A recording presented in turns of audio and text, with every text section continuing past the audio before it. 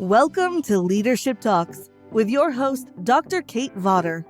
In each episode, Kate speaks with successful leaders across industries, real people, and local leaders. Each of her conversations explore different leadership styles, how people achieve unbelievable success, overcoming challenges, and how to become the best in the world. You can find this show at www.ascentsolutions.net and on YouTube, Facebook, LinkedIn, Apple Podcasts, Spotify, and more. Now here's the host of Leadership Talk, Dr. Kate Vawter. Hello, welcome, Brenda. Hi. Hi, I'm so excited. Today on the show, we have a local business owner, Brenda Valdez, who's owner of Dish is the Bomb, Comida, Toda Madre, an Arizona Proud Latina woman-owned small business whose mission is to promote and encourage individual and community healing, one dish at a time. Which is basically just the most beautiful mission ever. So I'm going to dive right into that and tell us how you got to that. Wow. Hello. I'm so happy to be here. First of all, thank you. Thank you for having me on here. So it definitely has been a very long road here. It feels like it's been a lifetime kind of in the making. Once I reached my 40s, it was just a matter of me having to take a look at life and where I was and what I was doing with my life. I have two boys that are now in their, mid 20s, and they're, facing life and challenges in life and, questioning careers and what's the next step to take. And I had gotten to a point in my life where I had dealt with a lot of health issues. So all throughout my 30s, dealing with all of that, I went from being a very busy person in corporate America, for privately owned companies. I was in the biotech world, in the energy industry as a buyer.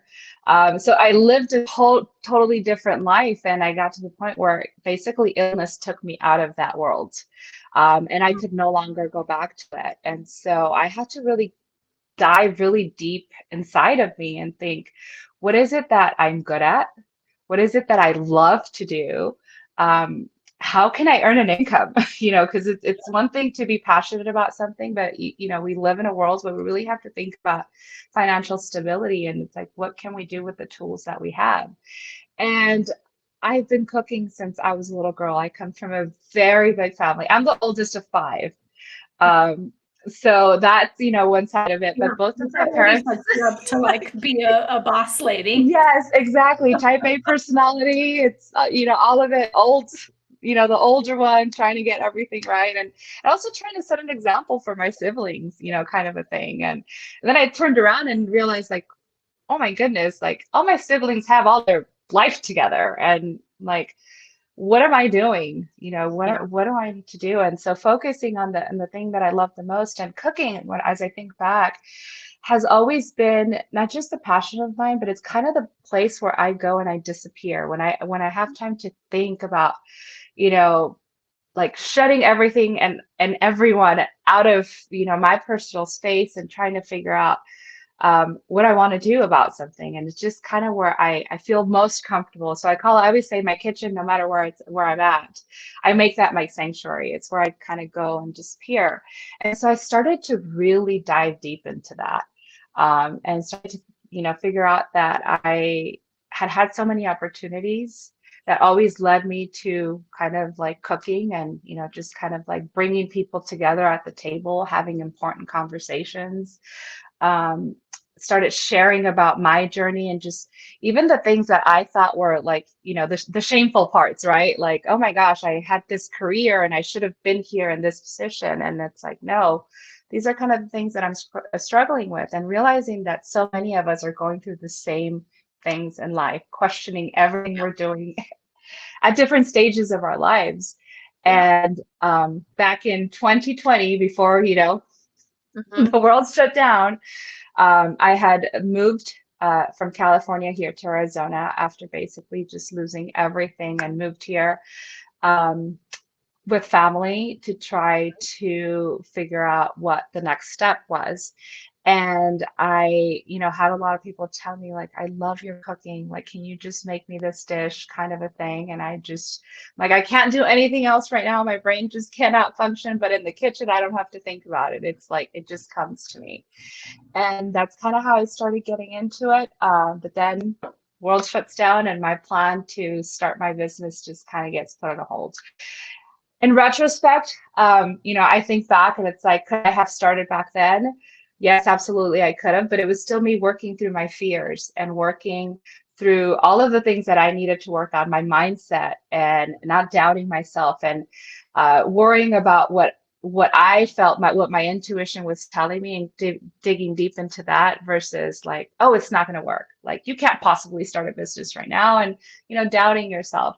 But I also think that things happen for a reason and that the timing of everything is sometimes even better than what we expect. It's almost like we have a plan, but things don't always work the way we plan, but it's like, how do we adjust? How do we pivot? Right. And those are all the things that now I realize it was all training for me. Now that I launched my business as a small business owner, there's doubt, there's questions, there's things that don't go as planned. And it's so much pivoting, day to day, minute by minute sometimes. So it's kind of been a combination of all of that. So that's kind of what led me to Dish is the Bomb, catering business. And that raised the roof. And that was all the other thing. It's like overthinking the name. Like when I was first starting, it's like you want the name to be perfect. You're gonna go and you're gonna register. Your name is great. The process of getting to a name is so challenging. Oh my goodness. Again, questioning, overthinking. I am an overthinker by nature. I am, again, the oldest of five, and I feel like I always had to foresee things and plan things. And it also had to do a lot with my upbringing, which wasn't, the best of situations in life. And that's the other part of it, that it's like, okay, stop overthinking. You're no longer that child that has to overthink it. Like it's gonna be okay, even if it doesn't work. It's just a name. You can always change it. Right? Yes. From your lips to all the future business owners' ears, it's just a name. You can always change it. And it was the whole thing of like, like just start. Like it doesn't have to be perfect. Like it does not have to be perfect. Nothing is perfect in this world. And just go for it. And so that's where I was like, okay, the name, and it started with like dish it out, more of like a conversation. Let's dish it out, over food. But then thinking of my kids, my siblings, the people I've always was like, oh my gosh, your food is the bomb. And then I started thinking and just kind of went down that rabbit hole, and it was like dish is the bomb. And it was a combination, playing with words there of like, we're going to dish it out over bomb food. And then the slogan was the Comida, Toda Madre. And that was, what's been motivated me to be here. I have a lot of women in my life that have been great influences, but that have also struggled in life.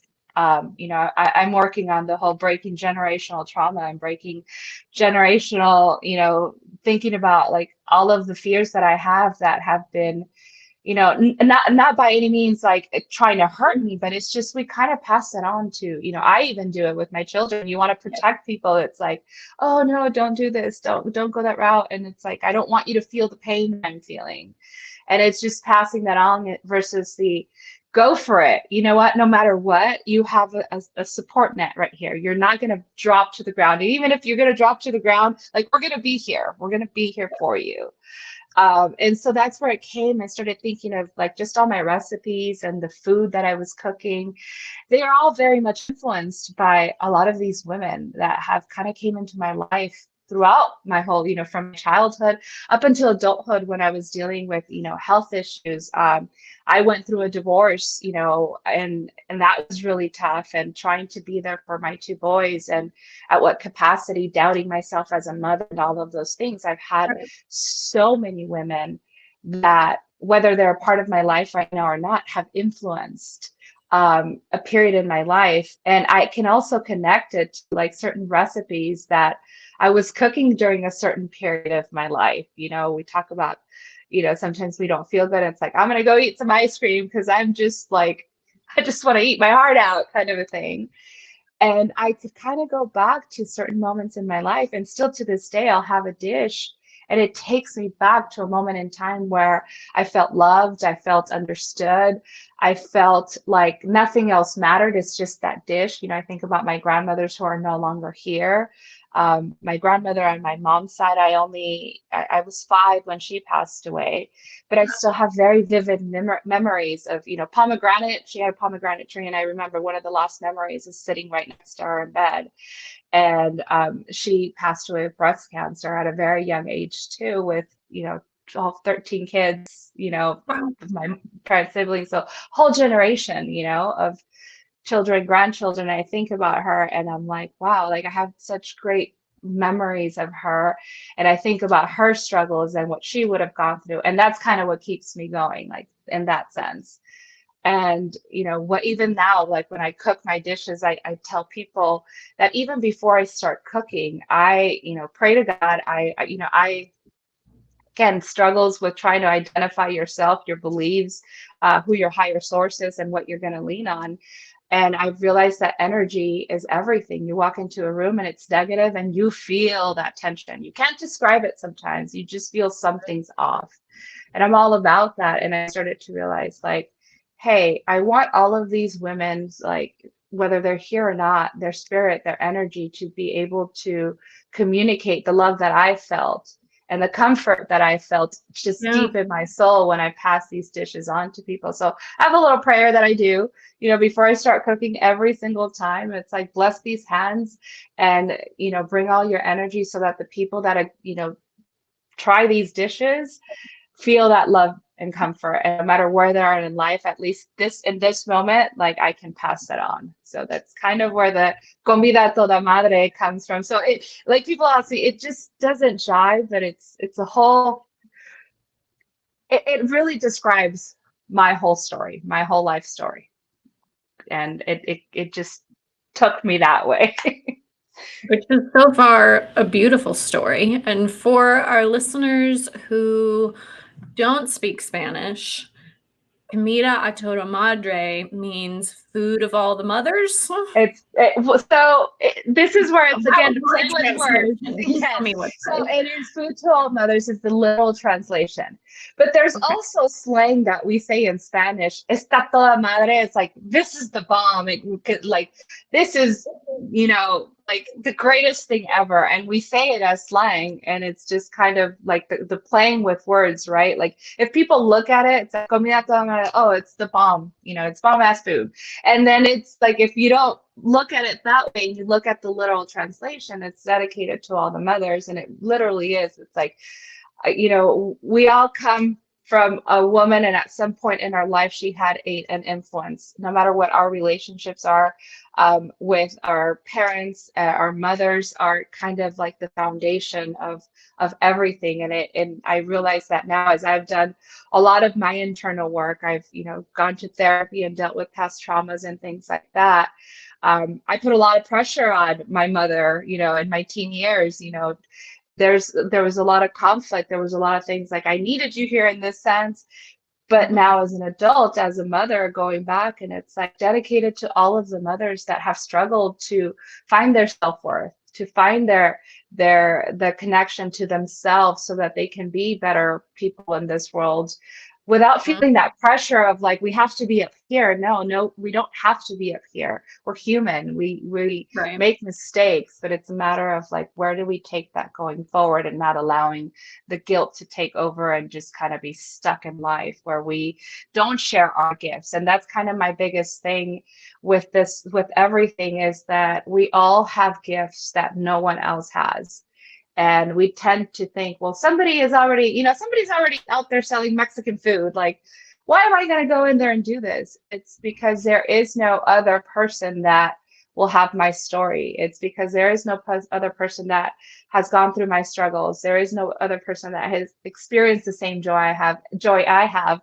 And I feel like that all, you know, translates into your dishes, your cooking, your, whatever you share out there. It's just the intention of all of it. So it just, that whole kind of like the English and Spanish, the play words, it's, I think about it now and it's like, okay, I say I didn't think about the name, but it really did take a lot of thought to Oh, so get much to thought. that Yeah. name. Yeah. Even in my logo, you'll see my logo. It's like, oh my gosh, that's you. And, it took me a while to say, like, okay, I'm going to have my face planted on that logo. And I'm like, I'm really going to put myself out there. Do I really want this? It's like, yeah, I'm holding the dish and you see like an explosion of food. And it's, you've got your little tamales and your tacos and there's seafood. But I'm wearing an apron that has a rose, and that rose with my grandmother's name on my dad's side. I'm wearing red ribbons around the braids. Those are the same braids of the picture I have of my mother's mom, where she's, in her Mexican traditional outfit when she was young, and it's the braids and the colors. There's a turquoise in there that represents my children. There's a hummingbird in there that represents one of my aunts who was, she passed away about 5 years ago, but she was one of my biggest supporters. She kept telling me, and it's one of those things that, you think, I wish she was alive so she could see that I actually went forward with this, because she was the one that pushed me years and years ago. Right. She's like, go for it. You need to do this. So like, even in the logo, it's like I had to implement all of the little things that just, I look back and it's like, okay, this is why I'm going to keep going. It's tough. It gets tough. This is It why is I'm going tough. to keep going. Got to break all those cycles. It sounds like you've been doing a lot of excellent introspection and self-care work. And in the leadership curriculum that I teach, like step one is self-awareness. Like we cannot lead others until we know ourselves at a really deep level. And if you're open to it, I would love to learn more about that chunk of time after corporate life that led to Dishes to Bomb. Of like, what did you do, or what time did you spend? Because I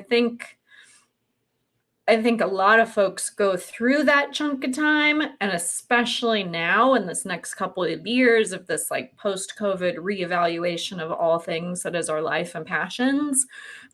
So what can you share with our listeners about how that chunk of time worked for you and what you might recommend or not?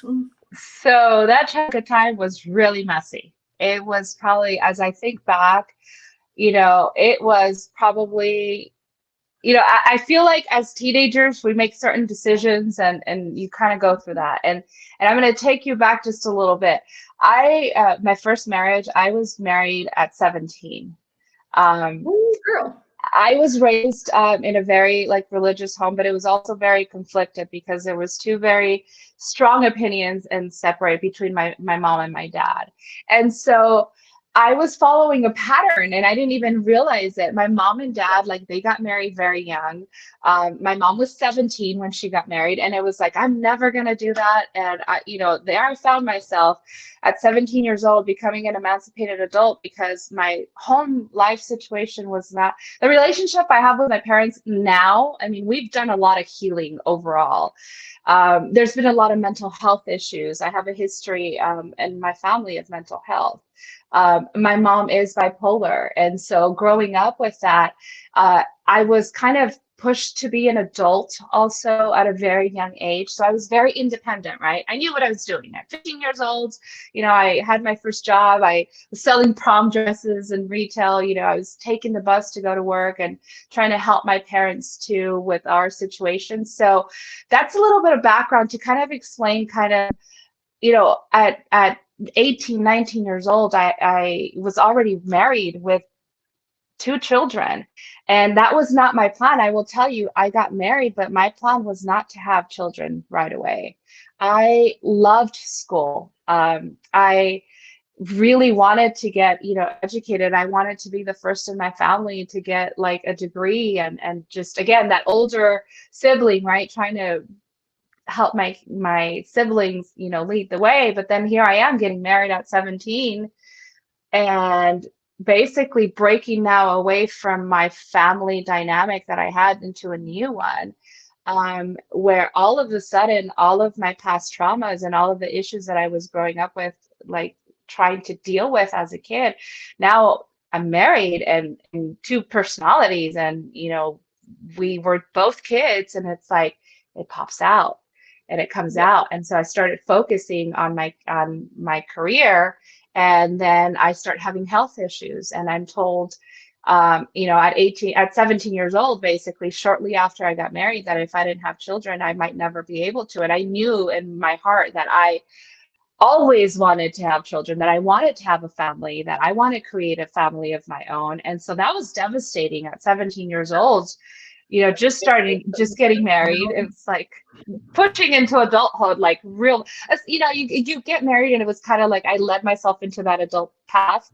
But being told something like that, where it's medically, where you have this idea of something that's going to happen in your future, and then being told, no, your plan is probably not going to happen. I was devastated. And so, a few months later, this is my, again, full circle. My son just got married this weekend. He's my miracle baby. I was told that I was pregnant, and I'm like, oh my gosh. For a little while, he was my little tumor. It was just like, because I had issues, had all of these complications, and here he comes.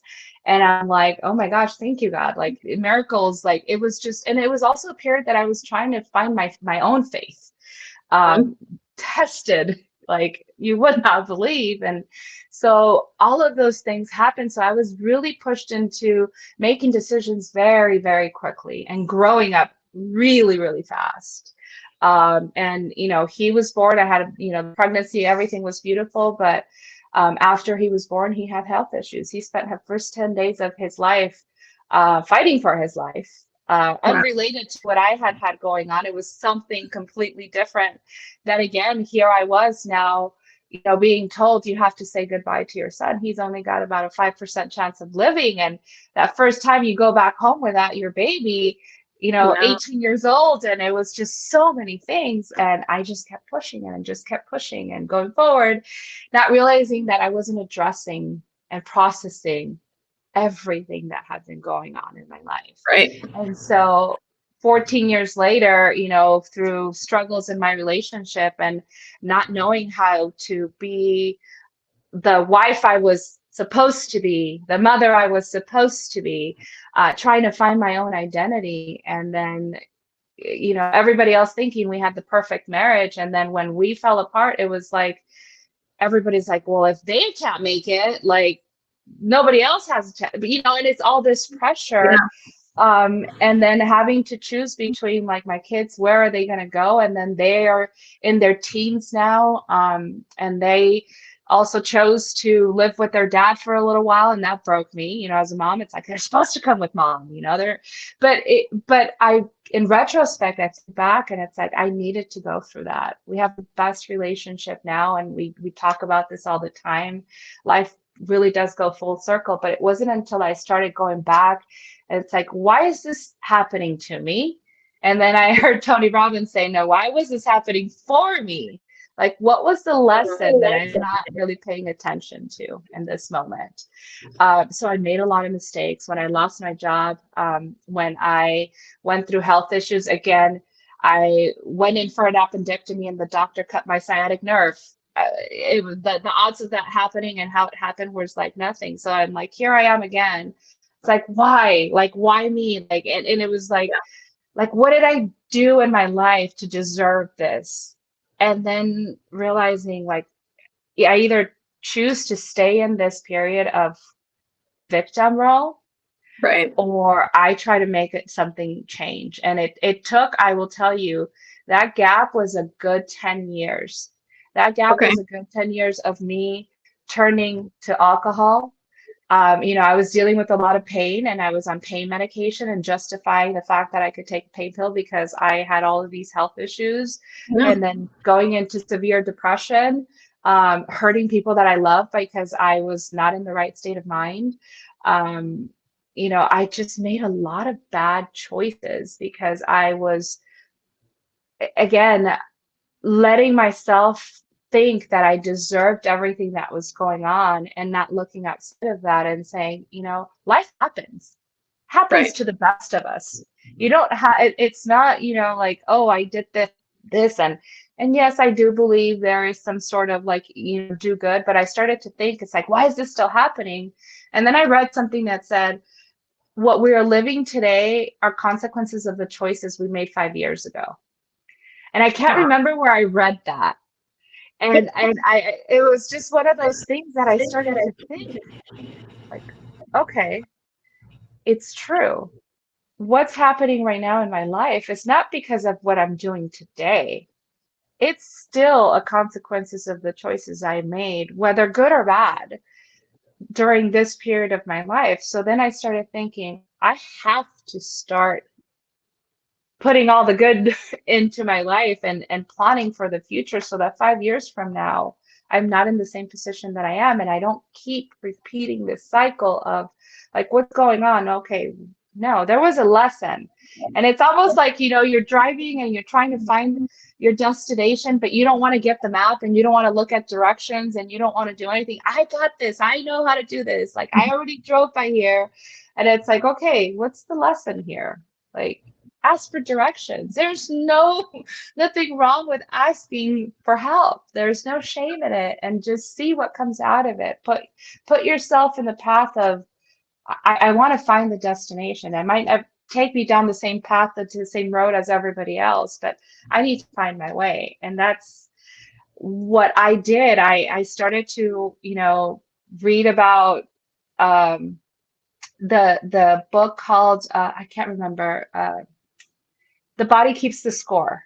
And it was also about, like, I was so sick, chronic pain, fibromyalgia, all of these things they were all autoimmune. And I got to the point where I was feeling like it's all in my head, because there was a lot of like, lab work doesn't show there's anything wrong, but obviously your body's having some sort of reaction. And then Louise Hay, that talks about, how the body, there's direct correlation with trauma. And so you have headaches and intention headaches. And I was dealing with debilitating migraines, and to the point where I ended up getting seizures, low back pain, and all of the things that I would look. She has this map where it shows you the physical symptom and what the psychological and mental uh, uh, root cause could potentially be.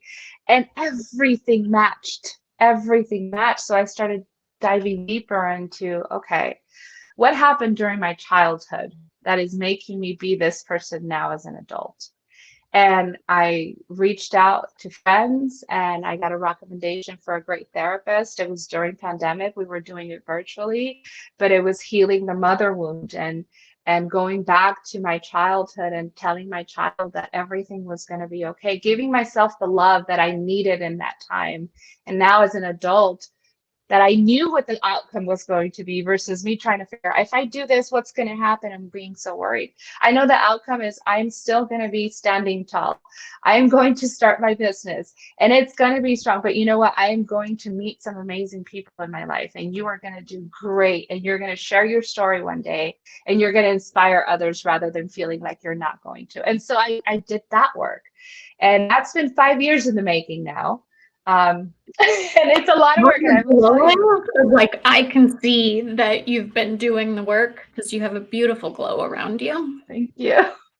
And I didn't see that before. What you just said, people used to tell me, like, you're beautiful. I could not accept that. You have such a great story to share. I could not accept that. I could not see it. I was blocking myself because I didn't feel like I was worthy. And so it's like, how do you do that? Well, you got to go back and figure out at what point you stop valuing yourself and you stop thinking that you were worth anything. You were worth living. You were worth, having all the beautiful things that you have in your life. Because there are, in spite of everything, all the messes, there's always something good. There's, it's the whole there. To every positive, yes, there is a negative, but there is always something good. Even the fact that I say, you know what, I woke up today. I have another day to give it another chance. Like, if we don't wake up, it's like, okay, whatever I did, that's it. no more tries, and that's it. And I started thinking about those little things, and in the morning I would just be like, okay, there were moments where I had nothing to pray about. I didn't even know what to ask God. I didn't even know what to ask the universe, and say like, you know what, I'm just tired, but I am grateful to be alive. Thank you, God, I am alive. Thank you, universe, for whatever it is that you're going to bring my way. And it was just little things like that that I started to focus on. Affirmations. Lisa Nichols, she's also been one that I've, read her books, and it's like, stand in front of the mirror, like hold your chest, hold your heart, like, your hear your vocal cords, tell yourself in front of the mirror, as hard as it is. And I can tell you, the first times I look at myself in the mirror and I tried that exercise, I could not get the words out. And it was like, what? Like, I used to hear and read things like that. I'm like, I could do that. But when Yeah. you're doing the work, it's like the words were not coming out. And then just the tears just came flowing down. And it's like, I am worthy, I am strong, I am beautiful, and all of those affirmations, to the point where I can do it now. And I don't, I'm not crying over I'm not worthy, I don't feel this. And that's what has been the hardest thing. It's like, a lot of times I realized I, had tried to go to therapists before, but the minute it got hard and it took me like having to write a letter to myself and doing the actual work to Right. process all of these feelings and all of these emotions, so that you, in a sense, become not, well, desensitized is the word that comes to mind, but it's like, so that you don't feel the emotions you were feeling as if it was happening to you in that moment. And I never understood that. I'm like, I'm never going to not feel this way because it hurts so much. Right. You do get to a point where it no longer shakes your world, where it's a memory, but it doesn't affect how you're feeling now. It doesn't make your heart race. It doesn't make your stomach cringe. It doesn't make you feel like you just want to roll up in a ball and just like hide from the world so you don't feel it. It's like, you know what? I survived that. I was able to get through that. And I'm here, and it's my chance now to shine, kind of a thing. So it's Yes, I am. On that note, let's take a brief break to hear from our sponsors. Leadership Talks is proudly sponsored by Ascent Solutions, where we believe people are the best investment. Do you manage a team or own your own business? Research shows that when employees feel invested in and feel a sense of connection with the people they work with, they are more productive and more likely to stay with their current employer. At Ascent Solutions, we offer services including leadership coaching, professional development workshops, and brand development consulting, all of which are available in person or online. It is always the right time to invest in yourself and in your team. Visit us at ascentsolutions.net to schedule a complimentary consultation today. Welcome back. So we were just chatting about, really, I think, the journey to self-worth, which is no small feat. And I have done a lot of that work too. So as you're saying, and I'm like, yeah, and for the sake of podcast, I'm gonna take a pivot so we don't have to keep talking about that part of the journey. How's business going? Business is actually going really good. So I started just back in October with the catering side of it. When I started, it was, Mexican inspired foods. And again, talk about pivoting, right? I started during the holidays. So tamales were a big thing during the holidays. Yes, they And are. they have turned out to be something that's still around. So I did kind of a poll, my tamales again influenced from, a lot of women in my life. The region of Mexico that my family is from on my mom's side is Michoacan. And then my dad's side is like near like Mexico City, Guadalajara.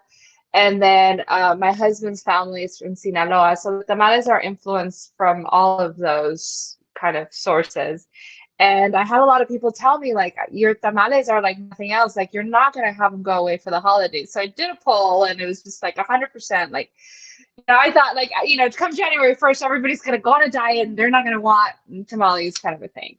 But they were such a hit that they have definitely stayed on and kind of slowly became like this tamale lady.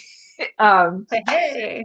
and so I just, what was it? February, I started my process to become a food processor. So my tamales are now available wholesale at local grocers. So they're over at Main Street Harvest, which is also, again, I talk about community and helping each other.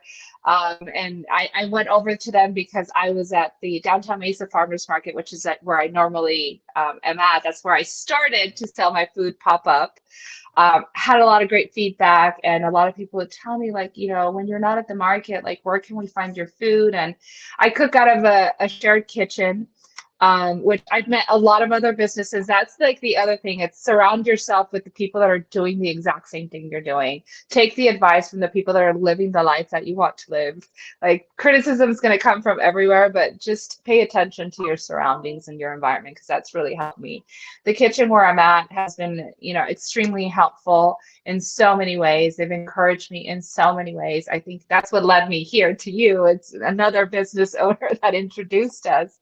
And it really helped me just expand my thoughts about, hey, my foods, since I'm only cooking out of a shared kitchen and I don't have a brick and mortar, how do I make my foods available? So that's when I started to look into, can I have my products at local grocers, have them available here? And so I started going down that route, figure out what permits. It's a whole another world. Had to become certified. Like, I became a food safety manager certified when I got my catering license, and I went through the whole process of becoming a food processor. So now I can have my salsas, my avocado sauce, and all of that also at local grocers. So that's kind of where I'm growing now. I'm reaching out to restaurants that want to carry my products. So I'm expanding for sure. Awesome. You used a lot of words just now that I know the words, but I don't totally know what they mean together. So can you tell us a little bit more of, like, if somebody was looking to do something similar, how did you learn about what boxes needed to get checked? Google. Okay. No, but I started just, initially, I didn't have a lot of people that I knew in the industry, right? Like, I kind of just followed people on Instagram, and I started to look at the people whose businesses resonated to something that I wanted to build. And it kind of went that way. Googled, what the requirements were. I thought about, okay, do I want to do catering? What are the requirements? You need to have a facility. I had learned about shared kitchens in California, but I didn't really understand the whole concept of it. So a shared or community kitchen is basically a facility that you can rent out space for you to have like cooking time. And here, like, for example, here in Maricopa County, the foods that I wanted to sell don't fall under what you can cook from home. Like, certain baked goods you can cook from home, but anytime you start involving like animal products and temperature control, like safety issues like that, you have to cook your foods out of an authorized, I don't know what the word is, like permitted facility, which is where I went online and I found our community kitchen.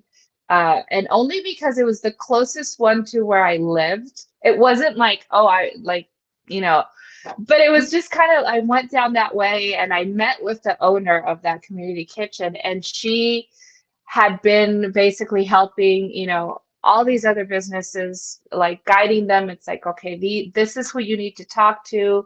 You're going to need this type of permit, just general ideas. And I'm like, she's my kitchen mom. She's like the one that guided me in that direction. So that's when I found out, for catering.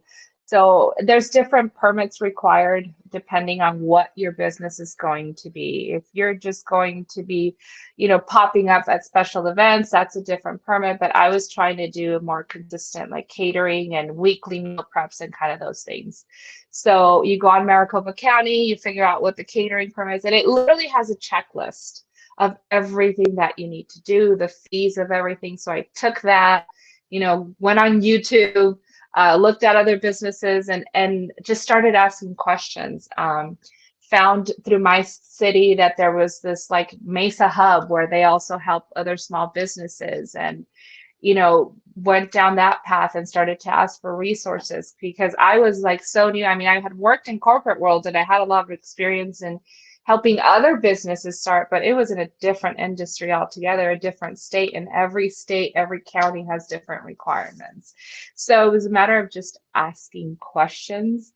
When somebody became interested in now buying my tamales wholesale, I thought I could just, oh, it's just a matter of pricing, right? I just give wholesale pricing. We come to some sort of agreement contract. And then I found out, no, there's a lot of other implications tied to that. And again, when it comes to animal products, so there's lard in my tamales. I use the original recipe, so it's not just the oils.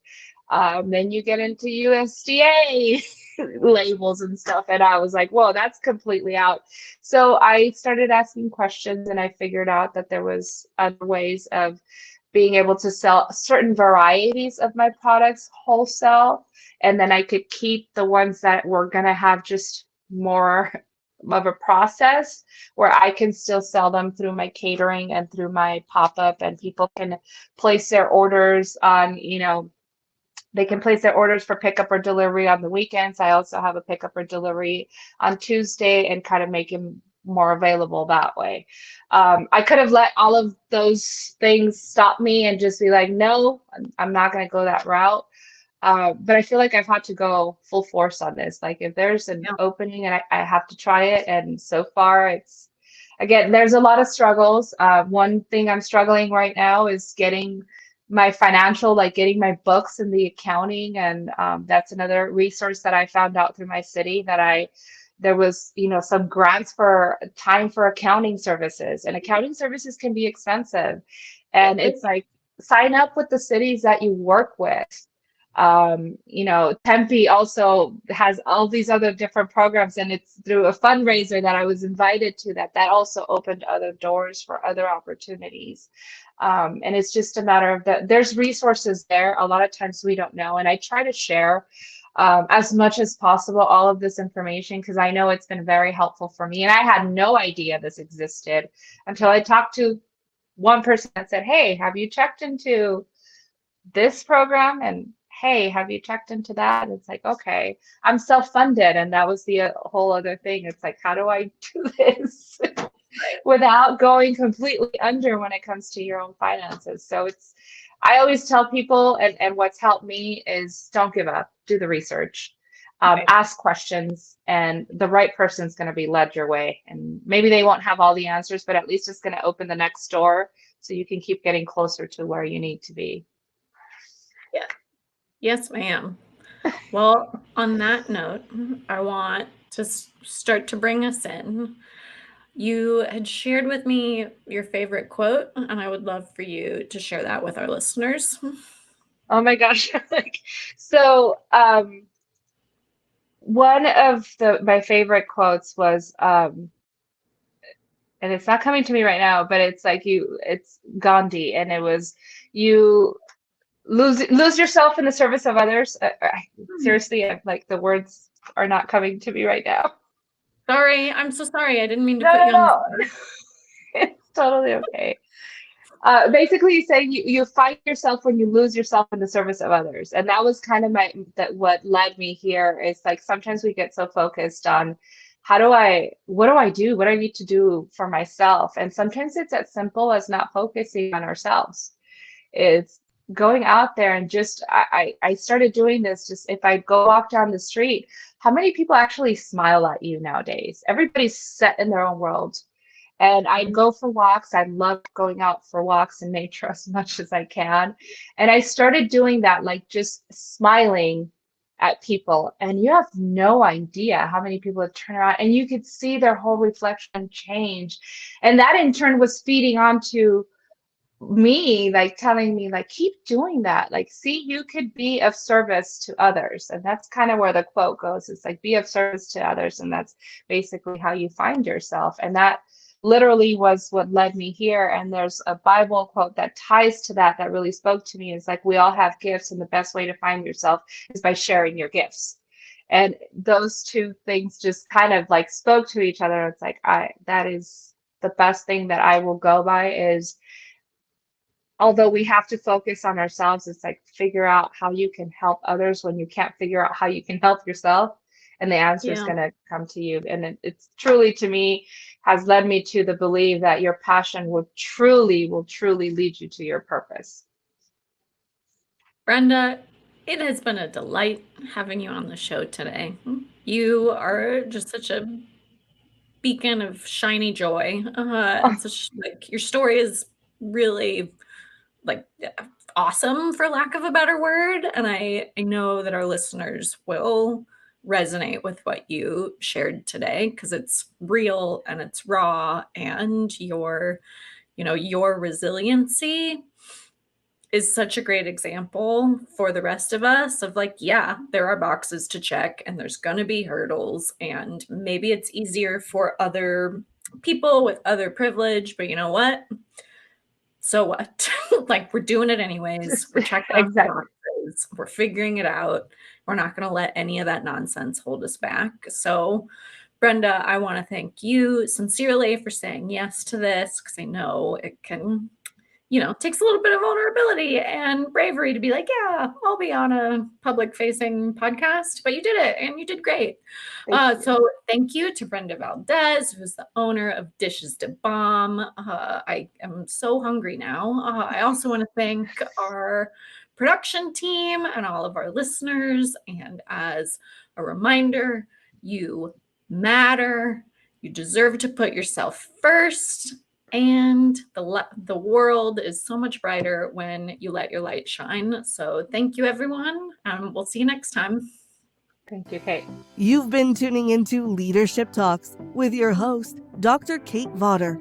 You can find this show and learn how to be one of the best in the world at www.ascentsolutions.net and on YouTube, Facebook, LinkedIn, Apple Podcasts, Spotify, and more. Thank you for your positive feedback, comments, questions, and for sharing the show with others.